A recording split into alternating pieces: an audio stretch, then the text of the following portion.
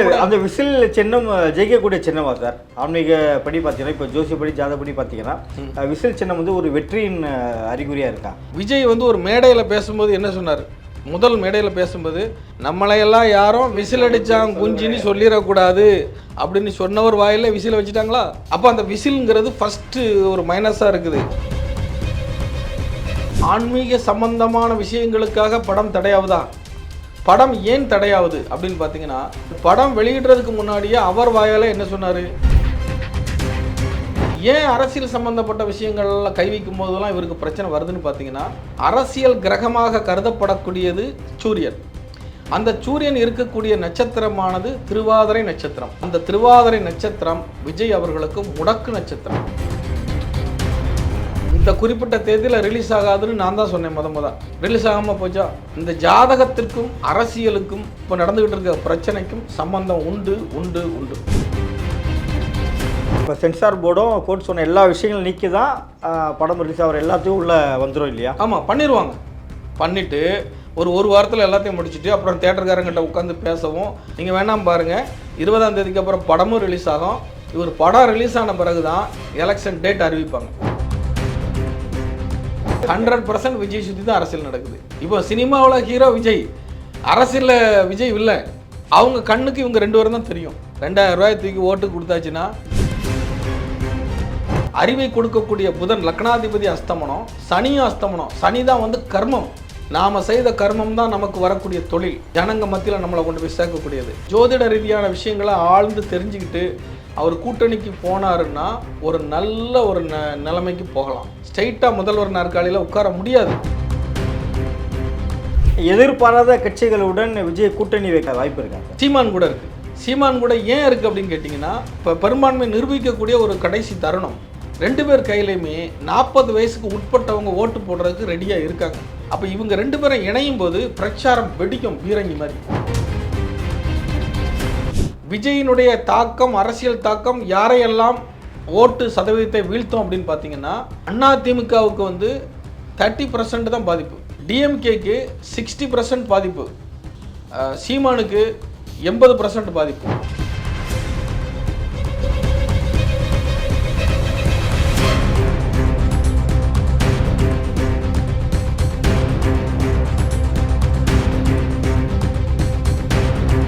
Real one நேயர்களுக்கு வணக்கம். இன்று நம்முடன் இணைகிறார் ஜோதிடர் ஸ்ரீ விஜயநாராயணன் அவர்கள்.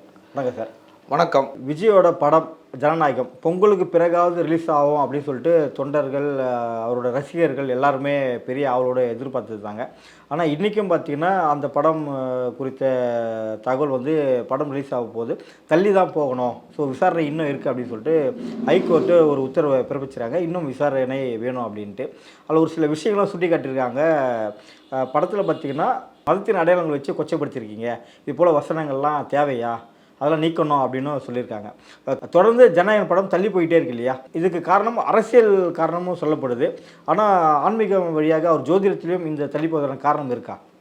அதாவது விஜயினுடைய ஜாதக அமைப்புப்படி இப்போ அவருக்கு நடக்கக்கூடிய திசை பார்த்திங்கன்னா சுக்கிர திசை நடந்துகிட்டு இருக்குது. சுக்கிர திசையில் குரு புத்தி நடந்துகிட்டு இருக்குது. கன்னி லக்கணத்திற்கு குரு மாரகாதிபதி, பாதகாதிபதி. பாதகம் என்றால் தீமையை செய்யக்கூடியவன் என்று பொருள். அப்போது அந்த குரு எந்த இடத்துல இருக்கார் விஜய்க்கு அப்படின்னு பார்த்தீங்கன்னா, கும்பத்தில் 6வது வீட்டில், அதாவது எதிரிஸ்தானத்தில் இருக்கார். அப்போது ஆன்மீக சம்பந்தமான விஷயங்களுக்காக படம் தடையாவதா? ஒன்று. படம் ஏன் தடையாவது அப்படின்னு பார்த்தீங்கன்னா, இந்த படம் வெளியிடுறதுக்கு முன்னாடியே அவர் வாயால் என்ன சொன்னார்? இது எனக்கு கடைசி படம் அப்படின்னு சொன்னார். இந்த கடைசி படம்ங்கிற வார்த்தை எதனால் அவர் வாயால் வந்துச்சுன்னு பார்த்தீங்கன்னா, சுக்கிரன் கேது இணைவு ரிஷபத்தில், அதாவது இந்த கன்னி லக்கணத்திற்கு 9வது வீட்டில் தகப்பனாரால் வந்தது சினிமா. அது அவர் வாயாலே நான் சினிமா விட்டு நிற்க போகிறேங்கிற வார்த்தை வந்துருச்சா, அதை கொடுத்தது கேது. அப்போ அரசியலுக்கும் இந்த ஜனநாயகம் படத்துக்கும் சம்பந்தம் இருக்குதா அப்படின்னா, படமே அரசியல் படம். அவர் என்னைக்கு அரசியலை தொட்டாரோ, அப்போ அரசியல் சார்ந்த சப்ஜெக்டை தொட்டாரோ அப்போதெல்லாம் அவருக்கு பிரச்சனை வரும். அது இப்போ இல்லை, தலைவா படத்தோடயே இருக்குது. அதுவே அரசியல் படம் தான். ஏன் அரசியல் சம்பந்தப்பட்ட விஷயங்கள்லாம் கை வைக்கும் போதெல்லாம் இவருக்கு பிரச்சனை வருதுன்னு பார்த்தீங்கன்னா, அரசியல் கிரகமாக கருதப்படக்கூடியது சூரியன். அந்த சூரியன் இருக்கக்கூடிய நட்சத்திரமானது திருவாதிரை நட்சத்திரம். அந்த திருவாதிரை நட்சத்திரம் விஜய் அவர்களுக்கு முடக்கு நட்சத்திரம். அப்போ சூரியன் சம்மந்தப்பட்ட சப்ஜெக்டை இவரை தொடும்போதெல்லாம் அது இவரை கட் பண்ணிக்கிட்டே இருக்கும், பிரச்சனையை உண்டு பண்ணிக்கிட்டே தான் இருக்கும். முடக்குனது முடங்குறது. இப்போ அரசியலும் பண்ண முடியாமல் சினிமாவும் பண்ண முடியாமல் முடங்கிட்டாரா? முடங்குதா? ஜனநாயகம் படம் இந்த குறிப்பிட்ட தேதியில் ரிலீஸ் ஆகாதுன்னு நான் தான் சொன்னேன். ரிலீஸ் ஆகாமல் போச்சா? அது மாதிரி இந்த ஜாதகத்திற்கும் அரசியலுக்கும் இப்போ நடந்துக்கிட்டு இருக்க பிரச்சனைக்கும் சம்பந்தம் உண்டு உண்டு உண்டு. எப்போ ரிலீஸ் ஆக வாய்ப்பு இருக்குது சார்? ஜாதகத்தில் திசை புத்தி சொல்லிட்டேன் ஏற்கனவே. திசை சுக்கிர திசை, குரு புத்தி, அந்தரம்னு ஒன்று இருக்குது. அந்த அந்தரமானது பிப்ரவரி மாதம் 20ஆம் தேதி மாறுது. அந்த 20ஆம் தேதிக்கு அப்புறம் படம் ரிலீஸ் ஆகிடும். இந்த பிரச்சனையெல்லாம் பார்த்தீங்கன்னா அடுத்த வாரத்தில் படத்துக்கு வந்த பிரச்சனையும் இல்லை, சென்சாருக்கு ஒத்துக்கிட்டாங்க, அவங்க நாங்கள் சொன்ன மாதிரி படத்தில் உள்ள விஷயங்களெல்லாம் மாற்றி அமைச்சிக்கிட்டாங்க அப்படிங்கிற மாதிரி கொண்டு வந்திருப்பாங்க. இப்போ சென்சார் போர்டும் கோர்ட் சொன்ன எல்லா விஷயங்களும் நீக்கி தான் படம் ரிலீஸ் ஆகிற எல்லாத்தையும் உள்ளே வந்துடும் இல்லையா? கட்டுப்பட்டு அதுக்கு உண்டான சீனை கண்ட்ரோல் பண்ணால் தான் படம் ரிலீஸ் ஆகும். ஆமாம், பண்ணிடுவாங்க.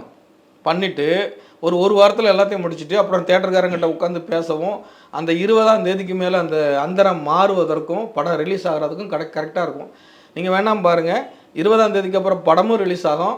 இவர் படம் ரிலீஸ் ஆன பிறகு தான் எலெக்ஷன் டேட் அறிவிப்பாங்க. அதான் அப்படிதான். இல்லை அப்போலாம் பார்த்தீங்கன்னா விஜய் சுற்றி தான் இப்போ அரசியல் நடக்குது அப்படின்னு சொல்கிற 100% விஜய் சுற்றி தான் அரசியல் நடக்குது. இப்போ சினிமாவில் ஹீரோ விஜய், அரசியலில் விஜய் வில்லன். யார் வில்லன்னா இப்போ அவர் சொல்கிறார் இல்லையா, ஊழல்லாம் ஒழிப்பேன் அப்படின்னு சொல்லி, அந்த ஊழல்வாதி கட்சிகளுக்கு எல்லாம் அவர் வில்லனாக இருப்பாரா, இல்லை மக்களுக்கே அவர் வில்லனாக இருப்பாரா? மக்களுக்கு வில்லன்னு சொல்ல வரல. அதாவது இப்போ நீங்கள் நெடுநாட்களில் ஒரு துறையில் 2 கட்சிகள் பயணிச்சுட்டு இருக்கு, அவங்க தான் ஹீரோ. அரசியலை பொறுத்த மட்டும் அதிமுகவும் திமுகவும் தான் ஹீரோ. அவங்க நல்லது பண்ணுறாங்க, கெட்டது பண்ணுறாங்க, ஊழல் பண்ணுறாங்க, ஊழல் பண்ணலை, அதை பற்றி எந்த மக்களாவது என்னைக்காவது சிந்திச்சிருக்காங்களா? சிந்திச்சிருக்காங்க. சிந்திக்காமல் இருக்க முடியாது, சிந்திச்சுப்பாங்க. இருந்தாலும் அவங்கள தாண்டி வேறு ஆள் இல்லைன்னு சொல்லிட்டு அவங்க கிட்டே தான் நிற்பாங்க. ஆள் ஏன் இல்லை, இருக்குது. அவங்க கண்ணுக்கு இவங்க 2 பேரும் தான் தெரியும். எவ்வளோதான் பேசுவாங்க, இனிமேல் இந்த தெருவுக்கே வர முடியாது, எங்கள் ஏரியாவுக்கே வர முடியாதுன்னு இப்போ வடிவேல் மாதிரி வசனம்லாம் பேசுவாங்க நம்ம மக்கள். 2000 ரூபாய் தூக்கி ஓட்டு கொடுத்தாச்சுன்னா சின்ன எங்கே இருக்குன்னு தேடி கண்டுபிடிச்சி போட்டு வந்துடுவாங்க. அவ்வளோ அதிசயமான மக்கள் நிறைஞ்சது தான் நம்ம தமிழ்நாடு. அப்போது அப்படி கதாநாயகர்களாக இருக்கக்கூடிய அரசியல், அவங்க நன்மையோ தீமையோ, இன்றைக்கி வரக்கூடிய படங்கள் ஹீரோயிசத்தில் எந்த படம் வருது? ஹீரோவே இன்றைக்கி வில்லனாக தானே பண்ணுறான், ரவுடியாக பண்ணுறான், வில்லனாக பண்ணுறான், கொலகாரனாக இருக்கான், அதான் இன்றைக்கி ஹீரோயிசம். அது மாதிரி அரசியல் களமும் அப்படி தான் இருக்குது. அந்த அரசியல் களத்துக்குள்ளே இவர் வில்லனாக தெரிவார். பல தடைகளுக்கு அப்புறம் ஜனநாயகம் படம் ரிலீஸ் ஆகுது அப்படின்னு நீங்கள் சொல்லியிருக்கீங்க. அப்படி ரிலீஸ் ஆகும் பட்ஜெட்டில் இவங்க எதிர்பார்த்த கலெக்ஷன் வருமா? அதை விட பெருசாக வரும். ஆனால் அந்த படத்தை முடக்கிறதுக்கான முயற்சிகள் பல ரூபத்தில் நடக்கும். அந்த படத்தை எப்படியாவது முடக்கிறணும் அப்படிங்கிற மாதிரி கட்சிகள் ரீதியான பிரச்சனைகள் வரும். ஏன்னா இவர் எதிர்க்கிறது 2 ஆளுங்கட்சி எதிர்க்கிறார். மத்தியில் ஆளக்கூடியதையும் எதிர்க்கிறாரு, மாநிலத்தில் ஆளக்கூடிய கட்சியும் எதிர்க்கிறாரு. 2மே பெரிய ஜாம்பவானான கட்சிகள். அது எதுக்கும்போது அதுக்கு உண்டான விளைவுகளை அவர் ரியலாக சந்திக்க தானே வேண்டியிருக்கும். அது இயல்பு தானே. இவர் கூட கூட்டணின்றது யாருமே வராமல் இருக்கிறாங்க. அண்டர் டீலிங்கில் அதிமுகலாம் பேசிச்சு, திரைமறைவாக பேசுனாங்களாம் சொல்கிறாங்க. இப்போ நீங்கள் சொன்னதுக்கப்புறமாவது இவர்கிட்ட கூட்டணி சேரக்கூடிய கட்சிகள் தான் இருப்பாங்க. இப்போ பார்த்தீங்கன்னா பாமக பேசுதுன்னு சொல்லிட்டு அந்த தரப்பே சொல்கிறாங்க. பல பேர்கிட்ட நாங்கள் பேசுகிறோம் அப்படின்ற மாதிரி அந்த கட்சி தரப்பு சொல்கிறாங்க. அதாவது ராமதாஸ் தலைமையிலான இருக்க ஒரு பாமக பிரிவு. இப்போ ஓபிஎஸும் மறைமுகமாக பேசுகிறாரு, இல்லை மற்ற ஒரு சில கட்சிகளும் அங்கே பேசிட்டு வருது அப்படின்ற மாதிரியும் சொல்கிறாங்க. இவர் நம்பி கூட்டணிக்கு சில கட்சிகள் போகிறதுக்கு வாய்ப்பு இருக்குமா? இப்போ அதான் சொன்னாலே, இப்போ பாதகாதிபதி திசை நடக்குது. கூட்டணி கட்சி அமைப்பை குறிக்கக்கூடிய இடம் பார்த்திங்கன்னா 7ஆம் பாவகம். அந்த 7ஆம் பாவகமே இவருக்கு பாதகமாக இருக்குது. அப்போ அந்த இவர் அஸ்ட்ராலஜி பார்க்குறாரு. விஜய் லாஸ்ட்டாக பேசும்போது பார்த்தீங்கன்னா ஏசிஎம் ஜோசியம் நம்மளை பற்றிலாம் போட்டுட்டு இருக்காங்க அப்படிங்கிற மாதிரி ஜோதிடர்களை பற்றியும் குறிப்பிட்டிருந்தார். அப்போ அந்த 7ஆம் பாவகங்கிறது பார்த்திங்கன்னா நம்ம தேடி போகக்கூடிய இடம், நம்ம கூட்டணிக்கு வரக்கூடியவங்க, கூட்டணி கட்சி, இப்படி இப்போ இருக்கக்கூடிய அமைப்பு தான். அப்போ அதுவே பாதகமாக இருக்குது. அப்போ அந்த பாதகமாக இருக்கக்கூடிய நேரத்தில் விஜய்க்கு என்ன ஆலோசனை பண்ணியிருப்பாங்கன்னா, நீங்கள் கூட்டணிக்கு போகாதீங்க அப்படின்னு யாரோ ஒரு ஜோசியர் தப்பான ஐடியா கொடுத்துக்கிட்டு இருக்காரு. ஏன்னா அவருக்கு நடக்கிற தசை சுக்கிர தசைக்கு குரு ஆகாதவர். சுக்கிரன் அசுரகுரு, குரு தேவகுரு. அப்போ ஆகாதவர்ங்கிறதுனால இந்த பாரம்பரிய ஜோதிடத்தை கணக்கு பண்ணி யார்கிட்டையும் போகாதீங்கிற ஒரு தவறுதலான ஐடியாவை அவருக்கு கொடுத்துட்டு இருக்காங்க. அவர் கூட்டணிக்கு போகலை அப்படிங்கிறதுனால அவர் சிந்திக்கக்கூடிய விஷயம் என்னன்னு கேட்டிங்கன்னா, நமக்கு வந்து இருக்கக்கூடிய கூட்டங்கள், எங்கே போனாலும் மக்கள் வரவேற்பு இதெல்லாம் பார்த்துட்டு அவர் என்ன நினைக்கிறாருன்னா, ஒருவேளை நம்ம ஜெயிச்சிட்டோன்னா தனி முதல்வருங்கிற அந்தஸ்தை அடைஞ்சிருவோம் அப்படிங்கிற ஒரு மமதைன்னு கூட சொல்லலாம். அந்த மாதிரி அவர் மனசுக்குள்ள நினச்சிட்டு இருக்கிறாரு. அதற்குண்டான சாத்தியம் இல்லை. விஜய் ஜாதகத்தில் ஏன் அந்த சாத்தியம் இல்லைன்னு கேட்டால், அந்த அரசியல் பவரில் உட்காரக்கூடிய இடம் 10ஆம் பாவகம். சீட்ஸ், நம்மளோட சீட்டை நிர்ணயிக்கக்கூடியது 10ஆம் பாவகம். அங்கே தான் சூரியன் உட்கார்ந்துருக்கிறது. அது பலம், திக் பலம்.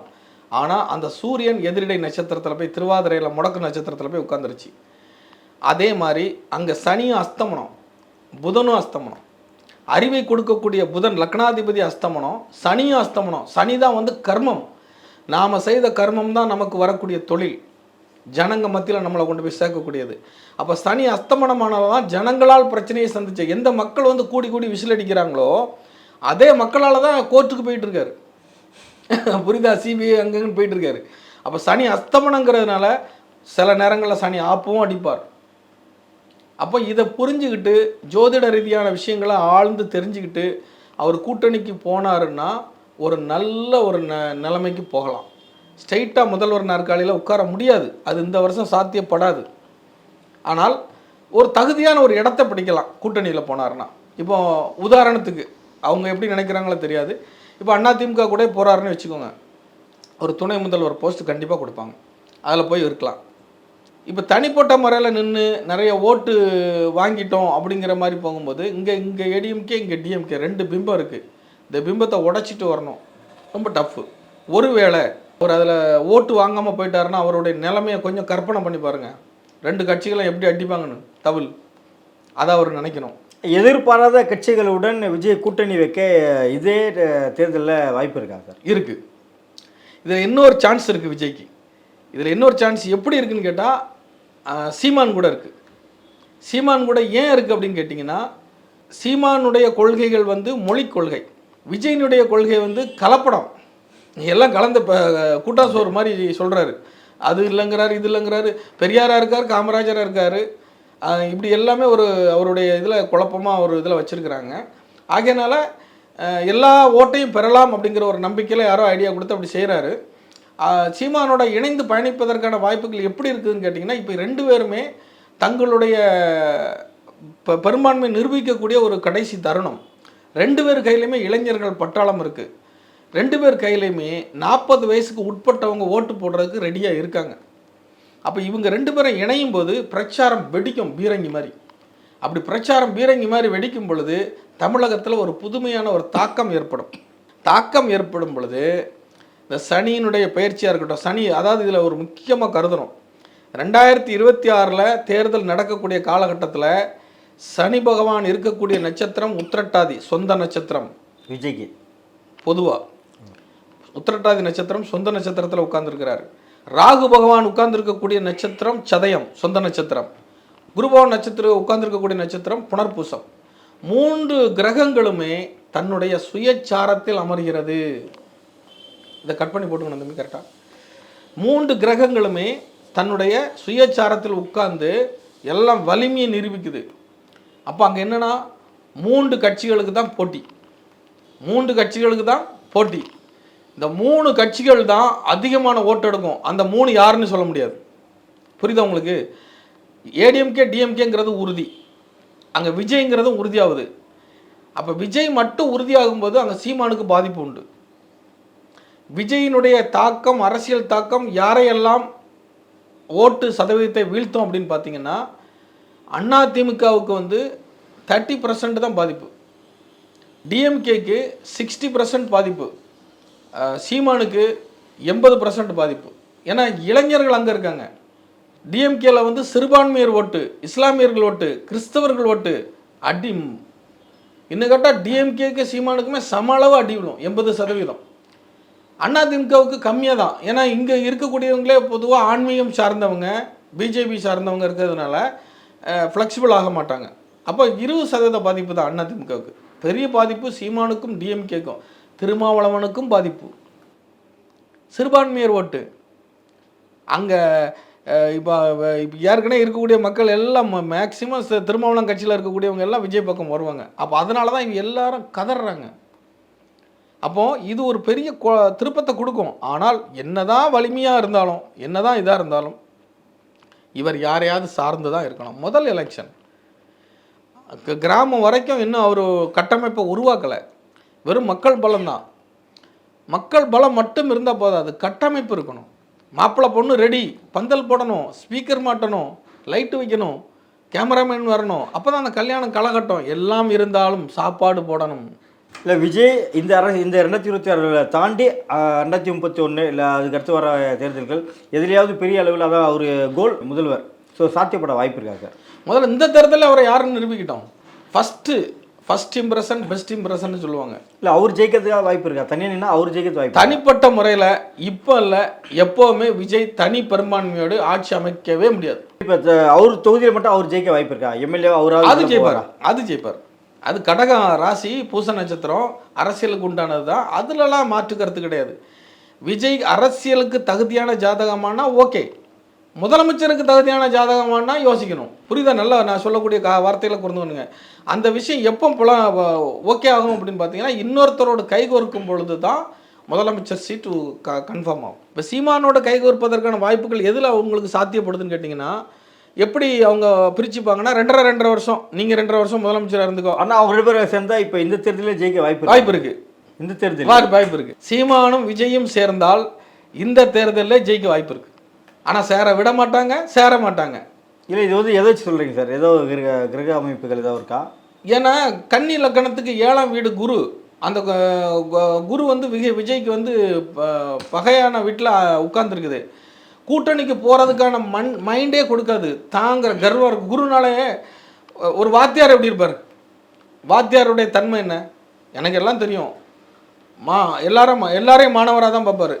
ஸ்கூலில் படிப்பை முடிச்சுட்டு வீட்டுக்கு போனால் கூட அங்கே மனைவிகிட்டையும் பசங்கக்கிட்டையும் அது அப்படி இருக்கணும், இது இப்படி இருக்கணும், இந்த கண்டிஷன்ஸ், இந்த கௌரவம் இதெல்லாம் எதிர்பார்க்கும். அப்படி 7ஆம் இடம் விஜய்க்கு அப்படி மாட்டிக்கிச்சு. விஜய்க்கு கூட்டணிக்கு வரணும் இல்லை ஒரு சில பிளாக்மெயிலில் அவர் சுற்றி ஏதாவது நடக்குதா சார்?